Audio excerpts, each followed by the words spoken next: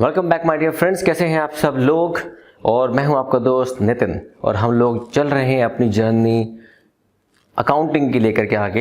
ये कहना मुश्किल है 11th की है, 12th की है, बीकॉम की है, बीबीए की है, सीए सीएस कहाँ की है, क्योंकि जो टॉपिक हम ऑलरेडी कवर कर चुके थे नॉन प्रॉफिट ऑर्गेनाइजेशन का, not to that extreme level, लेकिन हमने अभी 12th के लेवल तक का उसको कवर किया था। तो आज एक बच्चे ने मुझे रिमाइंड कराया कि सर इसका क्वेश्चन नहीं कराया अब तक आपने, एंड सीरियसली मैं भूल गया था। तो कोई बात नहीं, आज कर लेते हैं। एक क्वेश्चन है जो आपकी स्क्रीन पे ऑलरेडी आ चुका है, मेरे आने से पहले स्क्रीन पे क्वेश्चन आया होगा, तो वो क्वेश्चन आप नोट डाउन कर लो, स्क्रीनशॉट ले लो, जो आपको लेना ले लो। वो क्वेश्चन आपकी बुक में हो भी सकता है, हो सकता है ना भी हो। फिर मेरे पास जो बुक है उसका नाम मैं आपको बताऊंगा नहीं, और जो बुक है वो एडिशन इतना पुराना है मेरे पास, हो सकता है कि आपके पास सेम क्वेश्चन किसी और नाम से हो उसी बुक में। ठीक है, तो आप दुनिया में किसी भी कोने में बैठे हो तो आपके लिए सबसे पहले एक क्वेश्चन आया है, पहले उस क्वेश्चन को आप नोट डाउन कर लो, फिर उस क्वेश्चन को कैसे सॉल्व करते हैं वो हम सीखेंगे। मेरा बोर्ड थोड़ा छोटा है, लेकिन वो तभी तक छोटा है जब तक ये थोड़ा सा कोरोना इफेक्ट खत्म ना हो जाए। जैसे कोरोना इफेक्ट खत्म होगा बोर्ड बड़ा आ जाएगा। ऑलरेडी ये ऑर्डर था बड़ा बोर्ड, लेकिन नसीब ऐसा होता है कि वो दुकानें सारी बंद हो गई, और फिलहाल अभी दुकानें खुली भी हैं तो मैं लेके कुछ नहीं आ रहा, क्योंकि डर लगता है अभी कुछ भी सामान, क्योंकि उसको सैनिटाइज करने के लिए मुझे क्या क्या करना पड़ेगा ये मैं भी नहीं जानता। ठीक है, तो इसलिए अभी रुका हुआ हूँ, तो नो नीड टू वरी। जितना बोर्ड है जैसा भी है मैं बोल रहा हूँ, छोटा छोटा लिखने की कोशिश करूंगा, जितना जूम हो सकता है मैक्सिमम आपके सामने करता हूँ। तो प्लीज़ कोप अप करो, पढ़ाई पे फोकस करो, बोर्ड पे फोकस बाद में करेंगे। ऑलराइट, तो स्टार्ट करते हैं इस क्वेश्चन को। दोस्तों हमारे पास एक क्वेश्चन आपके पास गिवन था, अगर आप नोट डाउन कर चुके हैं तो वेरी गुड।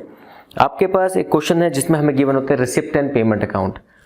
12th लेवल पे, अभी मैं 12th के लेवल पे बता रहा हूँ, आपको receipt and payment account given होगा और आपको उससे बनाना होगा इनकम एंड एक्सपेंडिचर अकाउंट और balance sheet of this year, जिसमें वर्किंग नोट में बनती है balance sheet of previous year. आपको याद होगा आपने 11th क्लास में किया था फाइनल अकाउंट्स, उसमें आपको गिवन होता था ट्रायल बैलेंस और एडजस्टमेंट्स, और आप बनाते थे trading account, profit and loss account and balance sheet. अभी यहाँ पे नॉन प्रॉफिट में क्या होता है, आपको गिवन होता है रिसिप्ट पेमेंट अकाउंट, उससे आप बनाते हो income and expenditure account and balance sheet. तो before you start any question of this non profit organisation, सबसे पहले आपने क्वेश्चन देखना है और उसकी एडजस्टमेंट देखनी है, सिर्फ देखनी है, समझनी नहीं है। तो हम क्वेश्चन को देखते हैं। क्वेश्चन में गिवन क्या है, रिसिप्ट पेमेंट अकाउंट में गिवन था, अब तक आपने स्नैपशॉट ले लिया होगा, तो आप उसको देख के ही क्वेश्चन के साथ साथ कीजिएगा मेरे साथ। Cash in hand, subscription, donation, अब इस सब आइटम को पढ़ूंगा तो मैं तो पगला जाऊंगा, तो बेटर क्या सीधा एडजस्टमेंट पे जम करो। नीचे एडिशनल इन्फॉर्मेशन में गिवन है सब्सक्रिप्शन ड्यू पिछले साल का इस साल का, सब्सक्रिप्शन रिसीव्ड इन एडवांस पिछले साल इस साल, तो सब्सक्रिप्शन के ऊपर एडजस्टमेंट है। तो आप क्या करेंगे, सब्सक्रिप्शन पे, अपने क्वेश्चन पे, आपका जो क्वेश्चन है सब्सक्रिप्शन का, उसके आगे एक टिक कर लो। टिक का मतलब होगा कि इस पे एडजस्टमेंट है, तो हम बाद में डील करेंगे इसके साथ, तो मैंने इसके आगे कर लिया tick. Next, stock of medicine. Medicine हमारी एक कंज्यूमेबल एसेट होती है, एसेट कम एक्सपेंस, जो मैंने आपको बताया था अपने नॉन प्रॉफिट ऑर्गेनाइजेशन के अंदर पार्ट 3 में कि एसेट कम एक्सपेंस की ट्रीटमेंट कैसे होती है। तो ऊपर देखो पेमेंट्स के अंदर एक जगह लिखा हुआ है पेमेंट ऑफ मेडिसिन, तो उसके ऊपर हम टिक कर लेंगे कि इस पे एडजस्टमेंट है, हम बाद में डील करेंगे। Amount due to medicine suppliers, ये भी हमारा उसी का हो गया। वैल्यू ऑफ इक्विपमेंट गिवन है 21,000 और 30,000, और ऊपर गिवन है इक्विपमेंट परचेज, तो उस पर भी एडजस्टमेंट पर टिक कर लीजिए। फिर वैल्यू ऑफ बिल्डिंग, ऊपर बिल्डिंग के ऊपर कुछ गिवन है, नहीं गिवन है, तो बिल्डिंग एक सेपरेट हो गई, जिसका ओपनिंग बैलेंस भी गिवन है और क्लोजिंग बैलेंस भी गिवन है। Now you are required to prepare income and expenditure account for the year ended 31st March 2014 and balance sheet as at date। और मेरी बुक देखो कितनी पुरानी है ना, अब एक ही टीचर है, किताबें थोड़ी खरीदता रहूँगा हर साल में, तो किताबें जो पुरानी हैं कोई दिक्कत नहीं है, मैं सेम पढ़ाऊँगा आपको, सही, चिंता मत करना उस बारे में। आई होप कि आपको जितना मैं समझाऊँगा विजिबली भी आपको सही लगेगा और बोलने में क्लैरिटी आपको समझ आएगी। तो आपने करना क्या है दोस्तों, सबसे पहले बिना एडजस्टमेंट्स को टच किए, मैं फिर बोलता हूं, बिना एडजस्टमेंट को टच किए जोन सा आइटम जहां जाना चाहिए उसको वहां पे डाल दो। तो स्टार्ट करते हैं। Cash in hand, subscription, donation, interest on investment, ये सब आइटम हम धीरे धीरे सब जगह पे डालेंगे जहां पे हम इनको ट्रांसफर कर सकते हैं। तो कैश की जहां तक बात होगी तो cash in hand, okay, receipt payment account में आपको पता है कि ओपनिंग बैलेंस होता है फिर क्लोजिंग बैलेंस, तो कैश इन हैंड है 7,000। अब मैंने आपके सामने जो बना रखा है पहले वो समझ लो। इनकम एंड एक्सपेंडिचर अकाउंट, ये कब का बनाना है, फॉर ईयर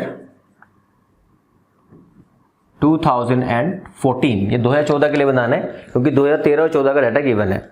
अब मैं क्या कहता हूँ, आपको हमेशा सजेशन देता हूँ कि आप रजिस्टर का एक पेज लेना, ऐसा कि सामने आमने के पेज लेना। तो आपके इधर लेफ्ट साइड में बनाना इनकम एंड एक्सपेंडिचर अकाउंट और राइट साइड में बनाना ओपनिंग बैलेंस शीट और क्लोजिंग बैलेंस शीट। नहीं तो स्कूल में सिखाया जाएगा closing balance sheet, opening balance sheet. मैं नॉर्मली ओपनिंग पहले बनाता हूँ, फिर क्लोजिंग बाद में, ताकि एक सीक्वेंस बना रहता है मेरी लाइफ के लिए। आपकी इच्छा, जैसे आप चाहो। तो आपने क्या करना, दोनों बना लो और बाकी स्पेस जो बचेगा वर्किंग नोट के लिए छोड़ दो। उसमें आपको फायदा क्या होगा, आप कोई भी आइटम जब भी बनाओगे डायरेक्टली पोस्ट करते चले जाओगे। और एडजस्टमेंट्स की क्योंकि 2 ट्रीटमेंट होती हैं, तो वो भी साथ साथ जहां जानी चाहिए वहां पे आप उसको भेज दोगे। तो आपने 2 बैलेंस शीट बनानी है, एक हो गया इनकम एंड एक्सपेंडिचर अकाउंट, एक बैलेंस शीट बनेगी जो मैंने डेट लिखी हुई है 1 अप्रैल 2013, मतलब ये मेरी है ओपनिंग बैलेंस शीट और ये है मेरी क्लोजिंग बैलेंस शीट। क्योंकि बोर्ड छोटा है तो मैं आइटम के वो हेडिंग नहीं डाल रहा। ये होती है हमारी इनकम साइड, ये होती है एक्सपेंडिचर साइड, ये हमारी एसेट साइड, ये हमारी लायबिलिटी साइड। एसेट, लायबिलिटी और जो बच्चे की छोटी मोटी जगह, हमारा दिल बड़ा है, हम वर्किंग नोट के लिए उसको यूज करेंगे। ठीक है, तो यहां पे एक बार आप क्वेश्चन देखो और फिर हम उसको सॉल्यूशन करना शुरू करते हैं।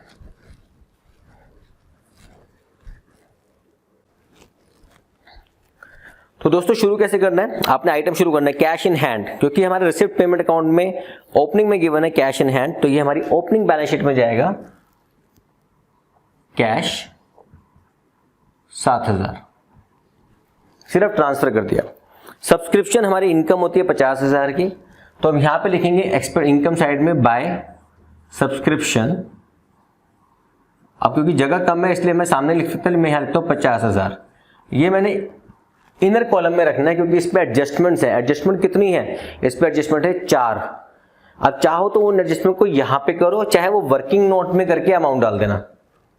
फिलहाल इनको छोड़ दो जगह को, अंदर से रखना, इसको बाहर कॉलम में मत डालना क्योंकि इस पे एडजस्टमेंट अभी हमने डील नहीं करी है।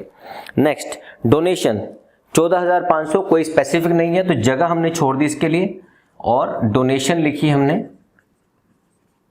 14,500 की हमारी इनकम हुई है, रेवेन्यू इनकम, आपको याद होगा। इंटरेस्ट ऑन इन्वेस्टमेंट है 7% पर एनम, 7,000 के हिसाब, 7,000 मिला है। अब आपको याद होगा मैंने कराया था कि अगर आपको इंटरेस्ट मिला है 7% का 7,000, तो आपकी इन्वेस्टमेंट कितनी होगी, सोच रहे 7,000 7% है किस अमाउंट का।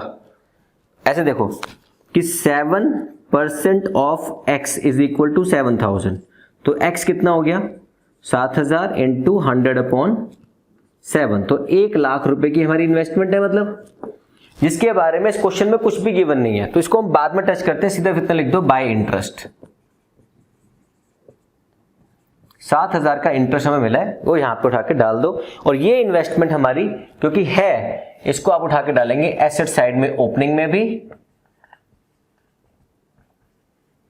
और क्लोजिंग में भी। ये हमारी हिडन एडजस्टमेंट होती है,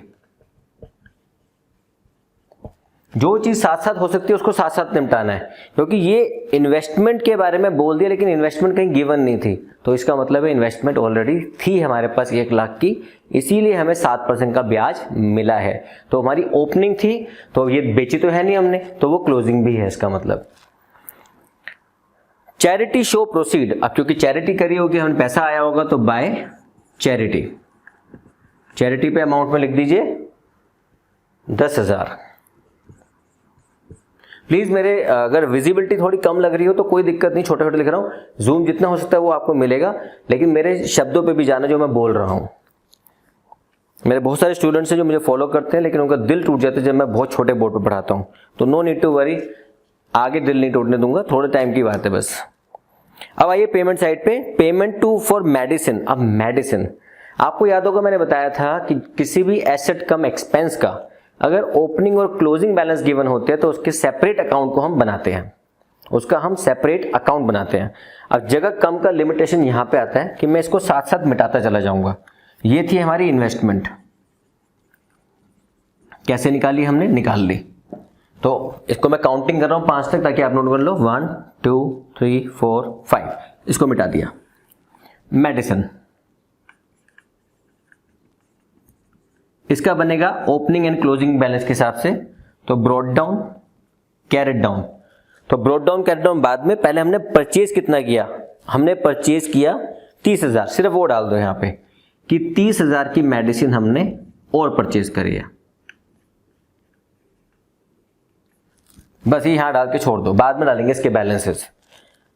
ऑनरेरियम टू डॉक्टर्स, आपको ऑनरेरियम सिखाया था ना, अमिताभ बच्चन वगैरह को देते थे हम, तो टू ऑनरेरियम, ये हमारा एक्सपेंडिचर है, ये चला गया हमारा 10,000। फिर आते हैं नेक्स्ट आइटम सैलरीज, सैलरी हमारा खर्चा है। अब जरा बुक हाथ में पकड़ के थोड़ा तेज से चलाता हूं, इससे पहले कि कैमरा धोखा दे जाए मेरा। सैलरीज 27,500, इस पे कोई एडजस्टमेंट नहीं है, यहां पे डल जाएगा। सन्ड्री एक्सपेंसेस, इस पे भी कोई एडजस्टमेंट नहीं है, इस पे डाल दीजिए यहां पे सन्ड्री एक्सपेंसेस को 500। इक्विपमेंट परचेज, अब इक्विपमेंट का भी देखो तो value of equipment morning opening closing given है, तो ये लीजिए इक्विपमेंट का भी अकाउंट बना दिया वर्किंग में, ब्रॉट डाउन, कैरेट डाउन, और ऐड हो गया हमारा 16,000। ये 16,000 हमने परचेज किया होगा। इक्विपमेंट पे डेप्रिसिएशन निकलता है, बिल्डिंग पे डेप्रिसिएशन निकलता है, मेडिसिन पे डेप्रिसिएशन नहीं होता, वो कंज्यूम होती है, वो बताऊंगा कैसे अभी आपको। चैरिटी शो एक्सपेंस, ये भी डालो 1,000 के, ये हो गए। कैश इन हैंड, अब बचा हुआ पैसा कितना है 4500, ये लो जी कैश। तो हमने क्या किया, हमने सारे आइटम जो हमारे रिसिप्ट पेमेंट अकाउंट में थे वो सारे उठा के और उससे रिलेटेड हिडन एडजस्टमेंट को लेकर हमने अपनी दोनों बैलेंस शीट्स और इनकम एंड एक्सपेंडिचर अकाउंट में डाल दिया। इससे क्या हो गया, इससे हमारा अगर क्वेश्चन 8 नंबर का है तो हमारे 3 से 4 नंबर पक्के हो गए। अब एडजस्टमेंट करते चले जाओ, नंबर बटोरते चले जाओ, ठीक है। एक बार इसको देख लो गौर से, फिर आगे बढ़ते हैं।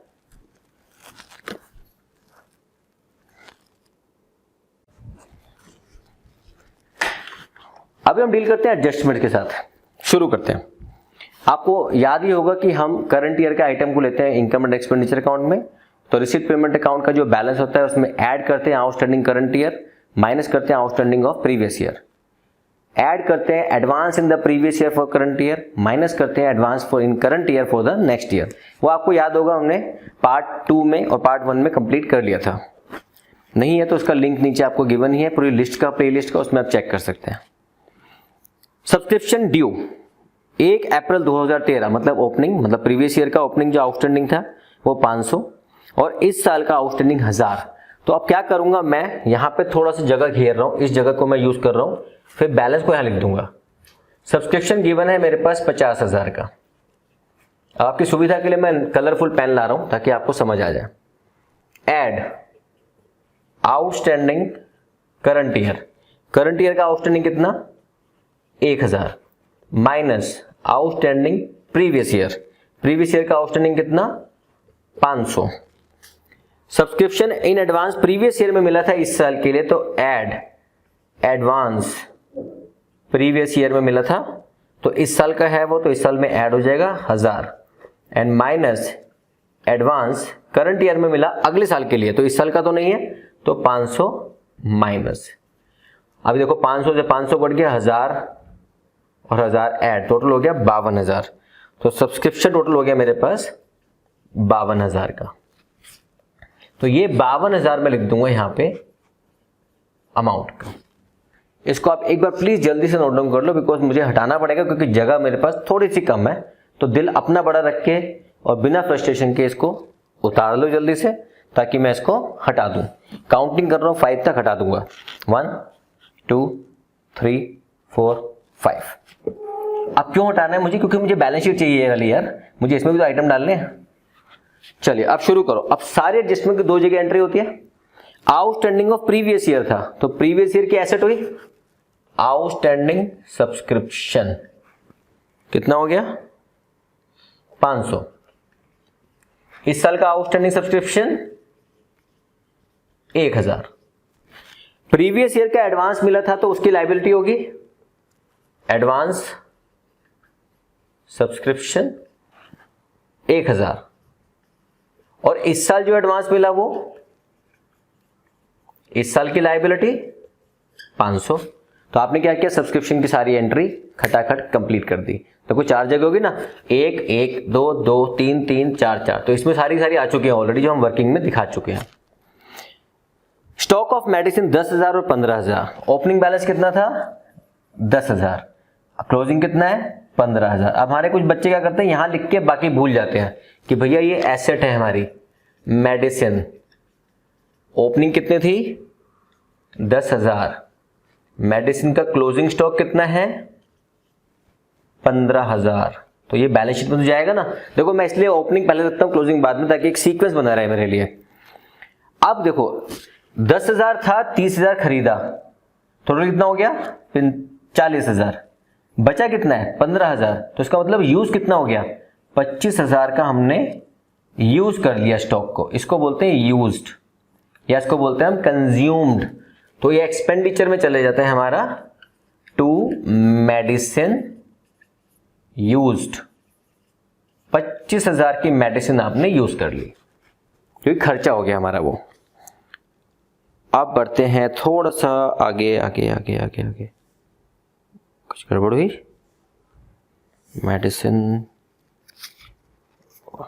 29 क्यों दिखा रहा है भाई? अरे सॉरी, यहां पे एक छोटा सा एडिशन रह गया।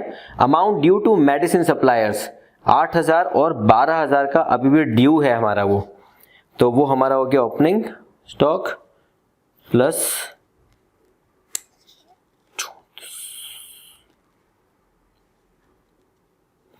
ओके। ये जो हमारा आइटम है 30, ये बनेगा हमारा एक्स्ट्रा अमाउंट कुछ और, क्योंकि यहां पे हमारे पास 30,000 के अलावा हमारा ड्यू है। हमने ऑलरेडी परचेज किया था 8,000, ऑलरेडी परचेज किया था 8,000, तो ओपनिंग था। इस बार परचेज किया 30,000, और अभी भी ड्यू है हमारा पेमेंट 12,000 का, तो 12,000 हो गया माइनस। तो ये हो गया मेरे पास 38 और 12 प्लस 30 माइनस 8, 12 प्लस 30 माइनस 8। कितना अभी भी देना बाकी है? कितना परचेज किया टोटल, और कितना हम दे चुके थे ऑलरेडी, तो बैलेंस बचेगा मेरे पास 34,000 का। ये 34,000 यहां पे आएगा मेरे पास। इसको दोबारा समझ लो प्लीज। ये मेडिसिन के बारे में गिवन है, कितना अमाउंट देना बाकी था हमारा। हमारे पास जो क्रेडिटर जो थे, देखो मेडिसिन के क्रेडिटर्स, सप्लायर जिसको बोलते हैं क्रेडिटर्स, वो ओपनिंग बैलेंस था मेरे पास 8,000 का, और जो क्रेडिटर्स फॉर मेडिसिन है हमारे पास, जो क्लोजिंग है, वो अभी भी है 12,000। तो इसका मतलब हमने परचेज कितना किया था? 30,000। 30 तो परचेज किया, 12 अभी भी है, तो कितना हो गया? 42,000। तो पहले कितना था? 8। तो इसका मतलब बाकी कितना नेट हुआ इस समय हमारा एक्स्ट्रा? वो एक्स्ट्रा हुआ 34,000। तो 34 प्लस 10 44,000 माइनस 15, तो ये आएगा मेरा 29,000 का। ये छोटे बोर्ड की दिक्कत ये वाली होती है कि बार बार मिटाने में दिक्कत होती है। तो ये आएगा 29,000। अगर डाउट आए तो प्लीज नीचे 1 मिनट लिख के बता देना कहां पे डाउट है, मैं आपको बता दूंगा दोबारा से लिख के। चलिए नेक्स्ट आते हैं वैल्यू ऑफ इक्विपमेंट 21,000 और 30,000। अब इक्विपमेंट पे आते हैं, इसको उठा दूं। इक्विपमेंट था मेरे पास 21,000 और 30,000। 21,000 30,000। कितना परचेज किया? 16 और ये हो गया 37,000। 37,000 में से 3,000 30,000 गया, तो बच गया 7। अब ये 7,000 को बच्चे क्या बोलेंगे? सेल? नहीं, ये है डेप्रिसिएशन। तो ओपनिंग बैलेंस कितना हुआ इक्विपमेंट का? 21,000। क्लोजिंग बैलेंस कितना हुआ इक्विपमेंट का? 30,000। ठीक है, यहां पे ये बात हो गई हमारी, इक्विपमेंट की बात भी खत्म हो गई, डेप्रिसिएशन भी हमने उस पर लगा दिया। 30 6 21 प्लस इक्विपमेंट का जो आइटम है हमारे पास वो है 15,000। मैंने 16 लिख दिया गलती से, 15 है ये, 36 6,000, ये है 6,000। ठीक है, ये अपनी छोटी मोटी गलतियों को माफ करते रहना, क्योंकि छोटी मोटी गलतियां इसलिए होती है, बोर्ड बिल्कुल नजदीक होता तो एकदम पास से अक्षर थोड़े गड़बड़ होते हैं कभी कभी। ठीक है, चश्मे है फिर भी ऐसा मत बेइज्जती करना मेरी कहीं। वैल्यू ऑफ बिल्डिंग थी पहले 40,000 की, अब है 38,000 की। इसके बारे में कुछ भी गिवन नहीं है। तो देखो बिल्डिंग पहले 40,000 की थी, अब बिल्डिंग कितनी है मेरी 38,000 की। तो इसका मतलब जो बाकी बचा वो डेप्रिसिएशन कितना लगा, ये डेप्रिसिएशन हो गया इक्विपमेंट के ऊपर और डेप्रिसिएशन आया बिल्डिंग के ऊपर 2,000। ठीक है, साथ साथ एडजस्टमेंट करनी है और अपने कुछ नहीं करना। अब मेरे हिसाब से मैंने सारा क्वेश्चन सॉल्व कर दिया है, इसमें कुछ नहीं बचा, सारा कुछ इसमें आ चुका। अब आपने करना क्या है, अब आपने ये करना है दोस्तों कि जो ओपनिंग बैलेंस शीट होती टोटल होता है, इससे हमें जो बैलेंस मिलेगा that is called capital fund. यहां पे आएगा कैपिटल फंड। तीसरा पेन लूं क्या आपके हिसाब से और अच्छा करने के लिए? ठीक, देखो इसको बोलते हैं इफेक्ट ऑफ टॉर्चर। ठीक है, तीसरा पेन लेते हैं। यहां पे निकलेगा आपका कैपिटल फंड, मतलब total of assets minus liability, accounting equation 11 standard. तो अगर आप उसको माइनस करके निकालेंगे तो मेरे पास आ रहा है 1,59,500। मैं ये मान रहा हूं कि मेरी कैलकुलेशन सारी सही है। अब ये कैपिटल फंड कहां पे आ जाएगा, क्लोजिंग बैलेंस में, इनर कॉलम में 1,59,500। क्यों इनर कॉलम में, क्योंकि अभी इनकम एंड एक्सपेंडिचर अकाउंट से सरप्लस या फिर डेफिशिएंसी निकालनी बाकी है। एक बार क्रॉस अकाउंट टैली कर रहा हूं, 29,000 यस, 10,000 यस, ऐसा लगा अटेंडेंस ले रहा हूँ, 27,500 प्रेजेंट जनाब, 500 जनाब, 1000 जनाब, 6,000 जनाब और 2,000 जनाब। अल्टीमेटली करते करते करते करते करते हमारी आई इसमें डेफिशिएंसी आएगी इसमें 8,000 की। तो इसमें आएगी डेफिशिएंसी, इसको बोलते हैं डेफिसिट, कम पड़ गया, एक्सपेंस ज्यादा हो गए टोटलिंग करके और इनकम कम हुई, तो डेफिशिएंसी हमारी आई इसके अंदर 8,000 की। ये 8,000 इसमें ऐड होगा या माइनस होगा? अगर सरप्लस होता तो ऐड होता है कैपिटल में, डेफिशिएंसी है तो माइनस हो जाएगी। ठीक है, ऐसा नहीं, इसको एसेट साइड पे लिख दो उठा के, माइनस डेफिसिट 8,000। ठीक है, अगर आप इसको चाहो तो माइनस कर दो, चाहो तो एसेट साइड में इसको अलग से आप लिख सकते हो। ये मतलब चॉइस आपके ऊपर होगी, इसके ऊपर कोई आपको कोई झगड़ा नहीं करेगा आपके साथ। क्वेश्चन में अच्छा थोड़ा आंसर डिफरेंस हो जाएगा। ठीक है, थोड़ा आंसर डिफरेंस यहाँ पे हो जाएगा। अब आपको बताना है मुझे, ये यहाँ डिफरेंस इसलिए हो जाएगा क्योंकि इस बुक में जो सॉल्यूशन गिवन है मैं उसको टैली कर रहा था, उसने डोनेशंस को कैपिटल में से माइनस प्लस कर रखा है, जो कि नहीं करनी चाहिए एक्चुअली में, वो यहीं से माइनस प्लस होगी एग्जैक्टली। तो प्लीज यहाँ पे आपने मुझे बताना है कितनी डेफिशिएंसी आई और बाद में ये टैली हुआ या नहीं हुआ। बस यही आपके लिए छोटा सा काम मैं दे रहा हूं, अपने छोटे से बोर्ड के थ्रू छोटा सा काम आपके लिए। ठीक है, मैं और भी क्वेश्चंस कराऊंगा, नो नीड टू वरी। मैं क्वेश्चंस क्यों नहीं कराऊंगा, अभी मैं कराने के लिए तो खड़ा हूं यहाँ पे मैं, लेकिन प्रॉब्लम है कि मेरा छोटे से बोर्ड पे थोड़ी चीज़ अकोमोडेट नहीं हो पा रही है। थोड़ा सा कैलकुलेशन मेरी गलत हुई, शुरू में बोर्ड मिला नहीं था तो जो मिला उठा लाया था। तो नो नीड टू वरी, जो है उस पर काम चलाते हैं। आज का काम आपके लिए सिर्फ इतना है, आपको ये बताना है कि डेफिशिएंसी कितनी आई, वो माइनस करने के बाद टोटल कितना आया और टोटल टैली हुआ या नहीं हुआ, ये आपको मुझे बताना है।